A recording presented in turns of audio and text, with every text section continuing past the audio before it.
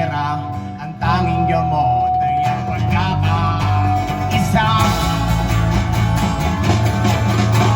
Ako ay Pilipino sa puso at isip at sa diwa.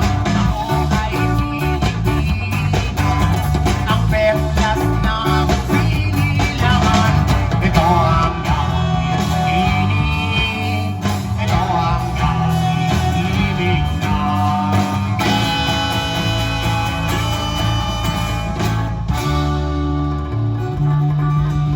Soundcheck namin tayo nun, ikaw ako sila. Sana balang araw maging successful din kami kagaya ng Line of Scouts. Saka ng iba pang banda dito. Yahoo!